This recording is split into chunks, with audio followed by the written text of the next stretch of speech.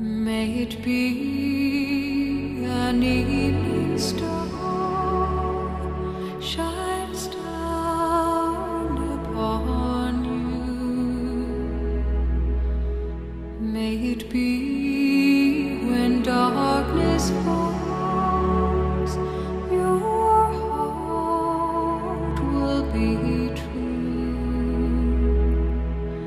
You walk a lonely road, oh how far you are from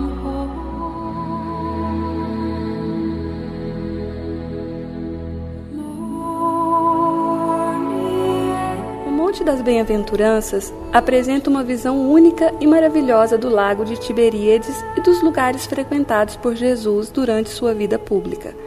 O local é, na verdade, uma colina com vegetações rasteiras num lindo gramado, com muitas flores silvestres contornando uma boa extensão do Mar da Galileia num contexto de notável valor paisagístico. É um extenso triângulo que, partindo do norte, abrange a cidade de Tiberíades, a planície de Genezaré, o território de Betsaida, com cume sobre os restos arqueológicos de Cafarnaum e Corazim. Muitas das passagens relatadas nas parábolas e doutrinas de Jesus ocorreram nesta região, conforme os dizeres do Evangelho. O nome se deve ao fato de que esse teria sido o local onde Cristo proferiu o famoso Sermão da Montanha, pregação na qual ele identifica que são os bem-aventurados, os privilegiados do reino. Bem-aventurado significa mais do que feliz. Felizes todos os que andam no caminho de Jesus. As 8 bem-aventuranças conforme Jesus e relatadas em Mateus 5 são: felizes os pobres de coração, porque deles é o reino dos céus. Felizes os mansos, porque herdarão a terra. Felizes os que choram, eles serão consolados. Felizes os misericordiosos, eles alcançarão a misericórdia. Felizes os corações puros, eles verão a Deus. Felizes os que agem em prol da paz, eles serão chamados filhos de Deus. Felizes os perseguidos por causa da justiça, porque deles é o reino dos céus. É o meu lar feliz na terra santa, andando pelos passos de Jesus.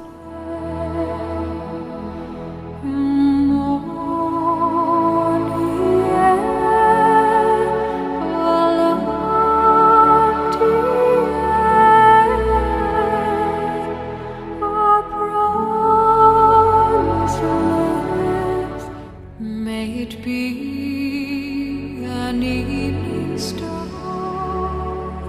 shines down upon you. May it be when dark. Estamos com a Corita, que faz parte do nosso grupo, que veio de Franca para cá.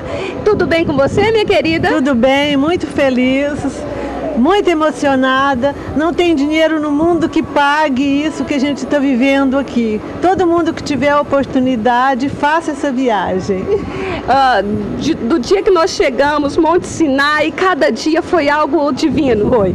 Cada dia foi mais divino, cada hora é uma emoção diferente. É a presença do Senhor acompanhando a gente em todos os lugares e você sente que é uma terra santa. Isso mesmo, Corita, um prazer ter você com a gente, que Deus te abençoe muito, que você leve o seu tesouro no coração daqui, tá bom? Obrigada, Vânia, que Deus abençoe você e sua família. Obrigada, querida. Vamos ver. Estamos no barco construído com a mesma madeira que na época em que Jesus navegava era feito assim também. O barco é lindo, exclusivo só pra gente aqui, o grupo que veio de Franca, São Paulo. Nós estamos assim emocionados, um vento maravilhoso, o mar é lindo, o horizonte é Tiberíades, um dos lugares mais lindos que eu já visitei, uma atmosfera maravilhosa. E nessas águas, por onde Jesus andou com seus apóstolos, ministrando, ensinando, ele aproveitava todo o tempo que ele tinha para deixar a palavra no coração dos seus discípulos. E nós aqui neste momento queremos deixar uma palavra para você do Meu Lar Feliz que nos assiste. Quando Jesus andou por essas águas e Pedro foi ter com ele, foi um ato de fé. E andar por sobre as águas é o maior ato de fé sobrenatural que nós podemos ter. Diante das dificuldades, das lutas, das provas, o Senhor está conosco e Ele diz: tenha fé, que eu estou contigo. As águas não vão te submergir, o fogo não vai te queimar. Tudo que você fizer, o Senhor estará com você. Provas nós teremos. No mundo tereis aflições, mas tem de bom ânimo. Eu venci o mundo e você também vencerá. Assim como Jesus andou por essas águas e Pedro também andou por essas águas, nós podemos andar. Nós podemos andar acima dos problemas e das situações. Pedro afundou quando ele olhou para as ondas, mas nós, com essa lição de fé de Pedro, nós vamos permanecer firmes e dizer: Senhor Jesus, eu quero viver acima de toda e qualquer situação, porque quem anda pela fé, anda no sobrenatural. E essa lição que nós aprendemos diante desse mar da Galileia, diante desse lugar lindo, tão precioso e maravilhoso, em que o Espírito Santo está ministrando aos nossos corações algo tão precioso e tão maravilhoso. É o meu lar feliz, andando na Terra Santa, pelos passos de Jesus. Você é o nosso convidado. E nós gravarmos tudo é um carinho e um amor que nós temos por você também, querendo que você esteja conosco, querendo que você seja abençoado por essas águas. Mar da Galileia, por onde Jesus passou, você também pode passar. Nada é impossível. Se o seu sonho é vir a Israel, venha. Deus é maravilhoso e tem propósito na sua vida. Deus te abençoe. Fala, Jasminor, o que significa você estar no Mar da Galileia? Bom, é uma sensação muito boa, né? Uma oportunidade única e é muito interessante. A gente percebe o que a gente deve fazer na vida, as coisas modificar, as coisas internas, precisa ser melhorado. Então é um momento muito bom de reflexão, de voltar para si mesmo e saber o que precisa ser melhorado e conviver melhor com as pessoas, respeitar o próximo. Eu acho que é uma oportunidade muito boa. É isso que você está sentindo no seu caminhar aqui, cada lugar que está passando, uma mudança interna? Isso. Ai, Jasminor, vamos convidar as pessoas que têm esse sonho de vir aqui, não é impossível, né? Exatamente. Quem não tem a oportunidade de vir, é um passeio inesquecível que vale a pena, que às vezes as pessoas temem, né, estar no local que nós estamos devido aos conflitos, mas que as pessoas daqui é muito boa, recebem a gente de braços abertos e os lugares maravilhosos são inesquecíveis. Os turistas são muito bem recebidos. Aqui no barco, por exemplo, agora nós fomos recebidos com o hino nacional, um barco exclusivamente aqui pra gente do Brasil. Então, parabéns, olha lá, a Nena Viagem está de parabéns com tudo que reservou pra gente. Nós estamos muito felizes andando pelo mar, navegando pelo Mar da Galileia. Will be true. You walk a lonely road. Oh, how far you are from home. Continuando aqui no barco que nós estamos navegando no Mar da Galileia, estou com as amigas de Belo Horizonte que vieram para estar no nosso grupo, a Jaqueline e a Marli. Falar com a Jaqueline, e a sua emoção, Jaqueline, desde o dia que a gente saiu de Franca, fomos passando por lugares diferentes, o que está acontecendo? Não, assim, só estando aqui para saber o que é. A atmosfera aqui em Israel é diferente. Parece que as palavras do Senhor Jesus perpetuam pelos séculos e ecoa até agora. É emocionante. Espiritualmente tem uma carga assim excepcional, imensurável. Não dá nem para explicar e falar o que Deus está fazendo nas nossas vidas. Agora lá no Monte das Bem-aventuranças, você foi muito tocada. Fala pra gente um pouquinho da sua experiência. A minha vida passou como um filme ali, sabe? E eu senti que eu recebi, eu não sei o que eu recebi, mas um toque muito grande do meu Senhor. Muito grande, eu fico emocionada de falar e eu creio que a bênção que eu recebi está sendo estendido por toda a minha família, toda a família da minha mãe e todos os meus filhos e meu marido. O que eu vim buscar aqui, eu acho que eu recebi muito mais do que eu pensei.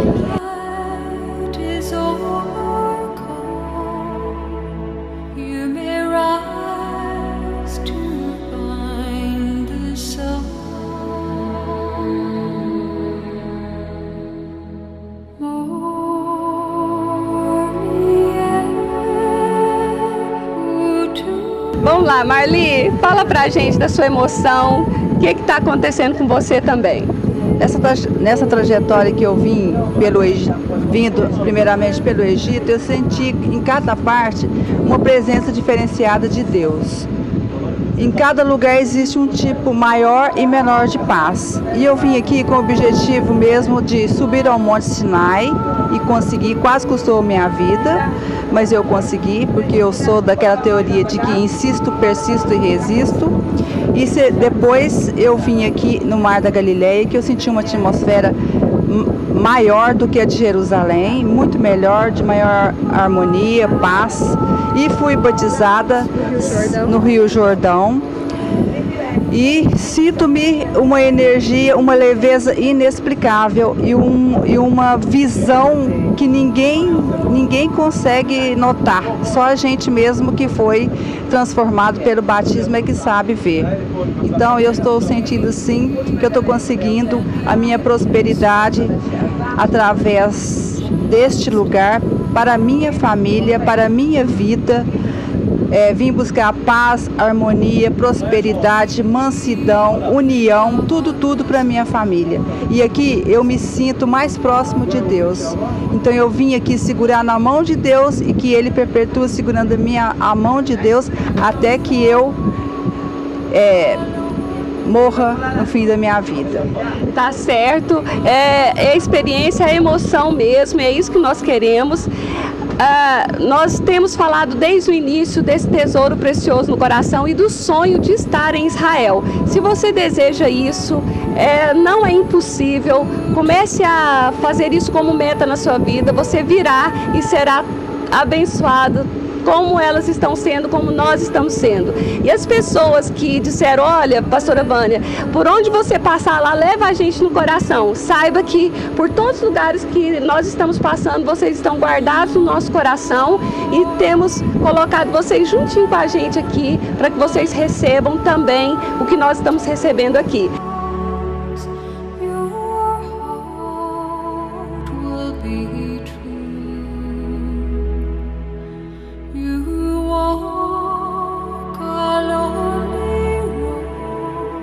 Fazendo parte do nosso grupo, João Vilela. E aí, João, o que você está achando? Como está seu coração?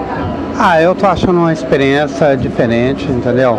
Eu já andei por alguns lugares, no Brasil principalmente, mas aqui você está na história de 2000 anos atrás, onde Cristo viveu todo esse momento. Então, está sendo uma experiência única para a gente.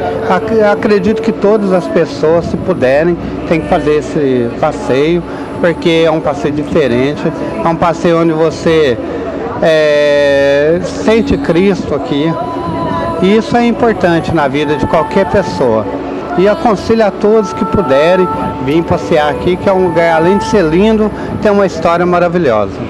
Dos lugares que você passou, onde te marcou mais? Onde você sentiu algo? Que nós estamos dizendo que todo mundo vai levar um tesouro no coração. O que você sente disso? Você pode compartilhar um pouquinho? Todos os lugares são especiais, cada lugar tem a sua particularidade. Eu achei muito bonito aqui, porque ela se parece muito com o Brasil, tem muito verde e a cidade muito bonita, são paisagens fantásticas, muito parecido com o Brasil, então gostei muito daqui, embora estou gostando de toda a viagem, mas aqui realmente lembra muito o nosso país, então isso é maravilhoso. Realmente, Tiberíades é um dos lugares mais bonitos. Tem gente do nosso grupo querendo vir embora para cá. Nós vamos segurar lá, né? Mas olha, vamos continuar. Nós temos muita coisa para ver ainda. E vocês do Meu Lar Feliz vão estar com a gente. Vamos caminhar. Vamos prosseguir nessa caminhada maravilhosa dos passos de Jesus. E agora no barco, navegando no Mar da Galileia.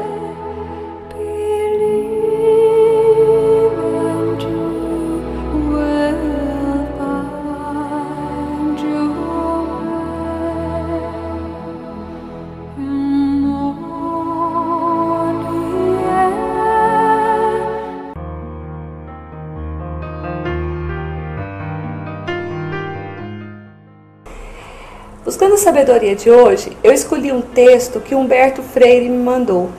Ele está sempre mandando mensagens muito bacanas para a gente e eu escolhi essa daqui. O que fazer quando a crise chega no casamento? Nós estamos terminando o ano de 2010 para entrar em 2011. Nós precisamos estar preparados. O ano de 2010 praticamente acabou, nós estamos já às portas do novo e nós temos que estar preparados diante das crises, diante das lutas, das dificuldades. Porque nós precisamos ter bom ânimo. Jesus disse, no mundo tereis aflições, mas tende bom ânimo, eu venci e vocês vão vencer também. E o texto que ele usou aqui para basear esse título está em Marcos 4, a partir do versículo 35, que diz assim: E naquele dia, sendo já tarde, disse-lhes, passemos para o outro lado. E eles, deixando a multidão, o levaram consigo, assim como estava no barco, e havia também com ele outros barquinhos. E levantou-se grande temporal de vento, e subiam as ondas por cima do barco, de maneira que já se enchia. E ele estava na popa, dormindo sobre uma almofada. E despertaram-no, dizendo-lhe, Mestre, não se te dá que pereçamos? E ele, despertando, repreendeu o vento e disse ao mar, Cala-te, aquieta-te. E o vento se aquietou, e houve grande bonança. E disse-lhes, por que sois tão tímidos? Ainda não tendes fé? E sentiram um grande temor, e diziam uns aos outros, mas quem é este que até o vento e o mar lhes obedecem? Essa viagem que Jesus fez com os discípulos se torna um grande exemplo para a gente hoje, porque o nosso casamento é uma viagem que começa a partir do momento que a gente decide que vamos assumir uma aliança verdadeira, uma aliança de fato. Eu estou entrando em um casamento, estou começando uma grande viagem. E toda viagem nos empolga demais, na verdade, porque toda viagem começa sempre bem. O começo é cheio de expectativas, de sonhos, de entusiasmo, de promessas, de esperança, diálogo. A euforia do começo faz com que as pessoas se comuniquem, se falem. Então, aquele preparativo, aquela coisa gostosa do casamento, a festa, os convidados, os familiares, tudo que vai envolver esse grande início de viagem é muito empolgante. Assim somos nós dando o início do casamento. Toda viagem é empolgante. Toda viagem começa muito bem. Tem os seus riscos, como tudo na vida tem seus riscos. Não existe viagem sem risco, sem possibilidade de enfrentar um temporal. E aquela viagem que eles enfrentaram ali não foi diferente. Era uma viagem feita a partir da palavra do Senhor. Porque, como eu li agora há pouco, passemos para a outra margem. Era Jesus que estava dizendo, vamos atravessar e vamos para o outro lado, lá para a outra margem. E assim é o nosso casamento. O Senhor estava no barco. O fato de você ter casado na vontade de Deus não te isenta de passar por temporais. Todas as vezes que eu decido em favor da família, todas as vezes que a pessoa decide em favor do casamento, deixa o homem pai e mãe, se unirá à sua esposa, à sua mulher, e os dois se tornarão uma só carne. Todas as vezes, em qualquer lugar do planeta, do mundo, que duas pessoas, um homem e uma mulher, se interessarem e decidirem pelo casamento, eles estão optando pela vontade de Deus, porque Deus ama a família e esse projeto foi formatado por Ele. Então, quando a gente entra nessa viagem, a gente entra nesse barco, nós estamos debaixo de uma palavra inicial de Deus que construiu a família, que constituiu o lar. Mas o Senhor estava nesse barco. O fato do Senhor estar presente não significa que você não terá problemas na viagem. Olha, isso é muito forte, né? E aí diz o versículo 37, ora, ele levantou-se grande temporal de vento e as ondas se arremessavam contra o barco. Jesus estava ali, mas veio um grande vento e as ondas estavam açoitando o barco. Jesus, ele está na nossa vida e no nosso casamento. Está nesse grande barco junto com a gente. Mas no mundo nós teríamos aflições, como ele disse. Mas era para nós ter bom ânimo. Ele estava com a gente. E aí vamos continuar. O que acontece nessa viagem? Algumas verdades sobre este temporal que pode atingir o casamento. A tempestade é imprevisível. Ninguém sabe em que ponto da viagem ela virá. Apesar de ser imprevisível, quanto ao lugar, antes que ela venha definitivamente, alguns sinais indicam que ela está chegando. O céu escurece, ouve-se barulhos de trovões, relâmpagos cortam o céu. Por detrás daquela tempestade havia o maior inimigo do casamento, que era o inimigo, que é o inimigo. Nós precisamos entender que nesses sinais de tempestade, nesses trovões, nessas ondas, nestes relâmpagos, há um sinal de tempestade chegando, de crise chegando. Mas lembre-se, Jesus está no barco conosco. Ele está na caminhada, ele está nessa jornada com a gente. Mas há o inimigo das nossas almas que luta contra as nossas vidas. Muitas vezes o marido e a mulher estão brigando, os filhos estão em confusão, ou foi o coração do seu filho que se levantou contra você, o coração de você contra seu filho, e uma crise absurda se instalou dentro da sua família, da sua casa.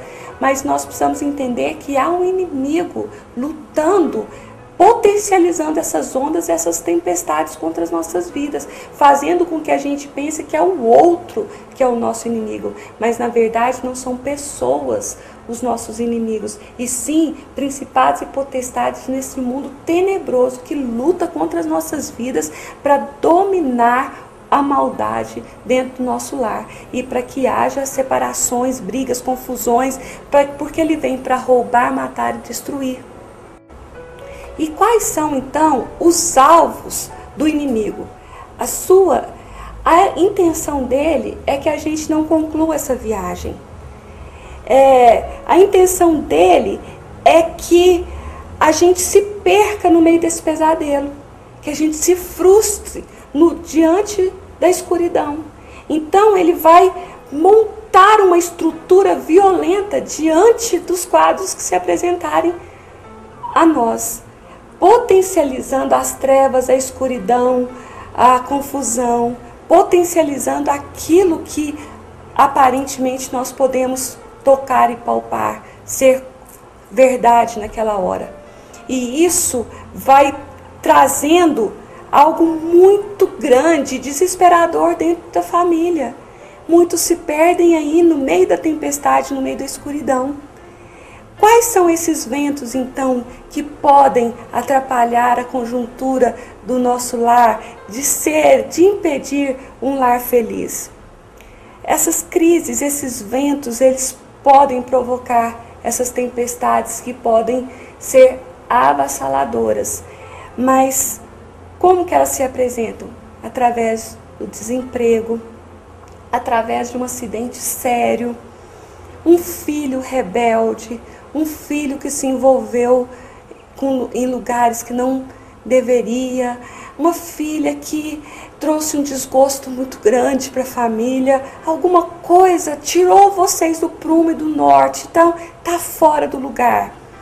Pode ser um roubo, um assalto, pode ser um filho que nasce com deficiência. Quantas famílias, né, enfrentam esse momento ali, que é uma tempestade, uma escuridão, e pela deficiência de um filho. Pode ser a impotência sexual no casamento, gerando graves complicações no relacionamento conjugal. a morte de um filho, a morte de um ente querido, trazendo uma dor tão profunda, de uma perda tão grande, que tira também do prumo essa família do lugar onde ela deveria estar.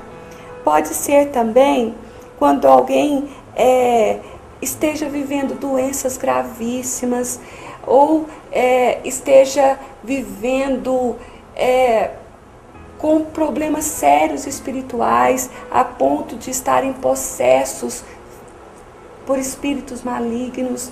Então, há um contexto grande, gigante, de riscos que a gente pode enfrentar na nossa caminhada, na nossa jornada, nessa viagem que a gente entrou a dois. A nossa intenção, e eu acredito que o interesse, a vontade, quando duas pessoas se unem, é para que tudo dê certo. Mas no cotidiano, no dia a dia, as coisas podem se complicar e a gente pode se perder mesmo. Mas nós vamos precisar tomar cuidado. Na verdade, o que é que eu não devo fazer? Blasfemar contra Deus, colocando a culpa em Deus, ou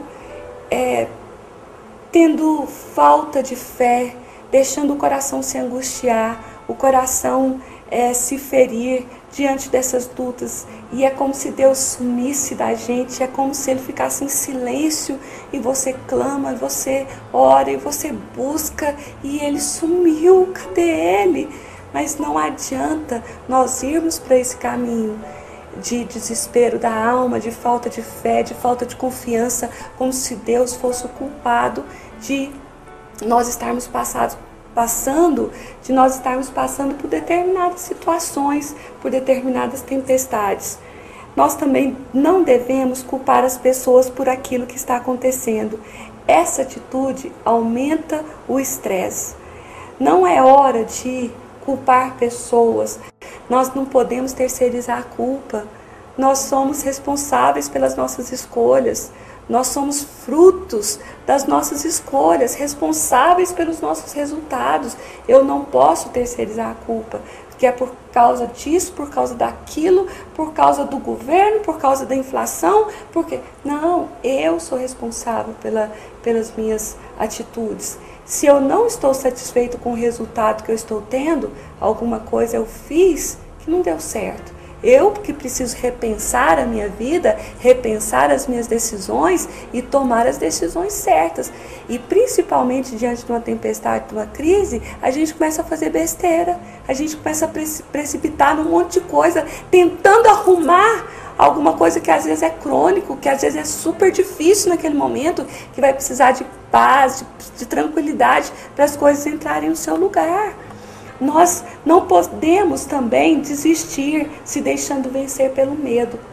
Diante da tempestade, diante da angústia, o medo surge lá do íntimo, ele vai brotando, que você nem imaginava que existia um medo tão grande dentro de você desse jeito.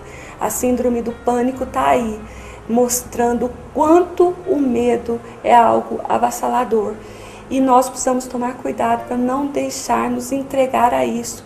Por isso que nós precisamos estar cheios do Espírito Santo e estarmos com domínio próprio na nossa vida. Porque quando vem esse ímpeto de medo nas nossas vidas, a gente precisa parar e falar, peraí, eu tenho domínio próprio. Não, eu não vou me entregar. Eu não vou me deixar levar por esse medo.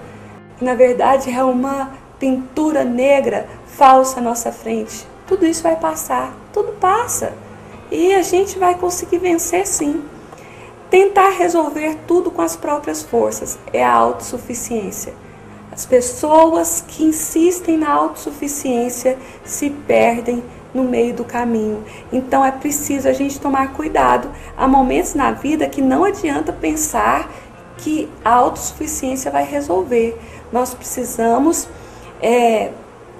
buscar ajuda. Nós precisamos de ouvir outros, ter humildade para reconhecer que a autossuficiência não me ajudou e eu preciso agora repensar alguns valores. Outras pessoas falam assim, olha, vou pular do barco. Esses dias uma amiga minha passando por uma crise, uma dificuldade, uma tempestade mesmo na casa dela, ela falou assim, ligou para mim e falou assim, ó, vou pular do barco, tô aguentando isso aqui não. E eu ri na hora, eu falei, não pula do barco não, pelo amor de Deus, o mar tá muito bravo, você vai afogar, vai morrer, você vai morrer nesse mar bravio. Então não pula do barco, calma. E ela, aí do outro lado, riu também, não, mas eu tô com vontade mesmo de pular do barco. A gente tirou este letra e riu juntas, mas, na verdade, muitas pessoas pulam mesmo do barco e umas acabam se matando, aos poucos outras suicidam, e para tentar terminar com essa frustração e com essa angústia de desespero, de tempestade. O que você deve fazer quando vem um temporal? Lembrar que a sua viagem está debaixo da palavra de Deus. Porque Jesus disse assim, ó, para os discípulos naquela hora lá, passemos para o outro lado. O seu casamento é uma aliança testemunhada pelo Senhor.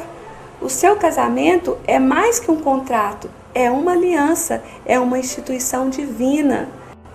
Então, o casamento é uma instituição divina. Deus ama a família, Deus ama o seu casamento, Deus ama o seu lar. Ele vai lutar juntamente com você. E Ele está no barco. Precisa ter fé. No temporal, não perca Jesus de vista. Assim como os discípulos chegaram e falaram, mestre, acorda, porque nós vamos perecer. Há momentos na nossa vida de crise, de lutas, de dificuldades, que nós precisamos entrar para o nosso quarto, fechar a nossa porta e dizer, Senhor, me socorre, porque senão eu vou perecer. Eu não estou suportando essa situação. Está difícil para aguentar. Eu vou perecer. Socorro! E Jesus se levantou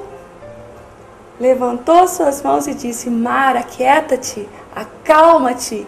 E imediatamente fez bonança. O Senhor Jesus está no barco da nossa vida. Nós precisamos saber só clamar. Nós precisamos saber esperar pelo socorro dEle. Lute com amor pela vida. Não aceite ser vencido, destruído pelo temporal. Deus não tem compromisso com aqueles que aceitam passivamente a morte do seu casamento. Esses são indignos aos olhos do Senhor.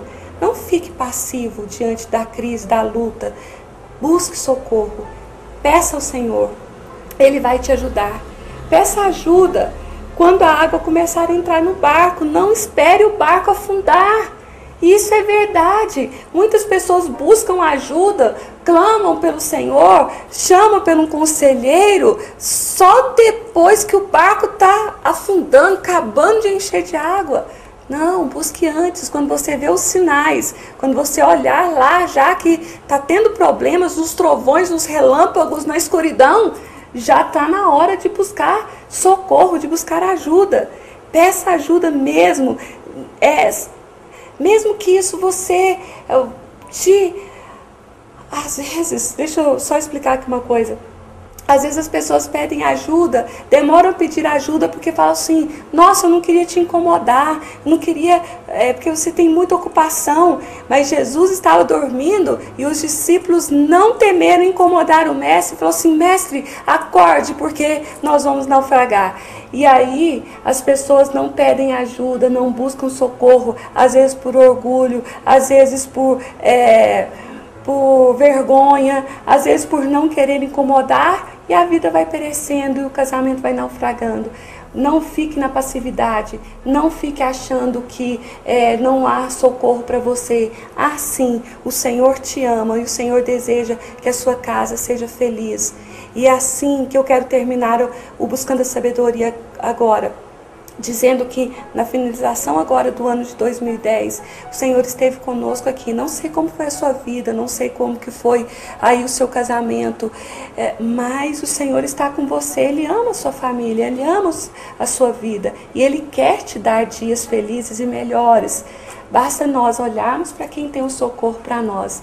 Esses dias eu fui numa loja e encontrei com uma pessoa que ela ganhou neném e está com uma depressão pós-parto e ela está muito revoltada, com muita raiva, com muito medo. E eu falei para ela, busca Jesus, olha para Jesus. E ela falou, não, isso aí eu já fiz, isso aí, sabe? Então, é como se as pessoas estivessem numa tempestade tão grande, tão difícil, que uma palavra que você dá não surte efeito nenhum nela. Mas eu ainda insisti, não, o Senhor ama você, ama sua família, ama sua casa, e Ele tem todo interesse em te ajudar. Como você está?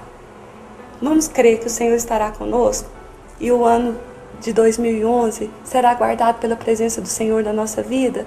Nós poderemos enfrentar por dificuldades, poderemos enfrentar lutas, mas o Senhor estará conosco. Ele será o nosso refúgio, a nossa fortaleza. Ele será o socorro presente no dia da tribulação e no dia da angústia. Ele cuida de nós. Então eu quero terminar dizendo que o Senhor cuidou de nós. Nós tivemos muitas vitórias, muitas conquistas esse ano, mas tivemos também momentos difíceis para ser atravessados. Momentos de escuridão, momentos de tempestade, porque a luta vem, o dia mau chega, mas nesse dia mau é importante que eu tenha meus olhos voltados para Deus e que Ele possa nos socorrer. Eu tenho essa fé, eu tenho essa busca. Eu tenho procurado elaborar de forma equilibrada as situações que vão acontecendo no meu dia a dia, prevenindo, nos protegendo em Deus e na oração, construindo muralhas invisíveis que nos protegem dos ataques do inimigo. Então, há o caminho da prevenção, há o caminho da construção, da proteção, dessa barra invisível, protetora, mas há o socorro presente no dia da angústia. Eu quero te dizer, invoca-me no dia da angústia, eu te livrarei e tu me glorificarás, assim diz o Senhor para nós. Não importa o que nós estejamos vivendo, há socorro para as nossas vidas. Que nesse próximo ano que nós vamos entrar, o Senhor nos guarde, o Senhor nos sustente, nos abençoe com a bênção dEle. A bênção dEle enriquece, a bênção dEle é a verdadeira felicidade. Que Deus nos guarde no seu infinito amor, na sua verdadeira bondade, na sua misericórdia, na sua sabedoria, para que o nosso coração se acalme nele e que haja o que houver, eu serei firme, eu serei confiante, porque um espigão profundo do Evangelho do Senhor Jesus se firmou dentro de mim e nada vai poder me abalar. É isso que eu desejo para a sua vida, para a sua casa, para a sua família, e que o nosso lar seja feliz em Deus. Nele é possível. Que Deus nos abençoe.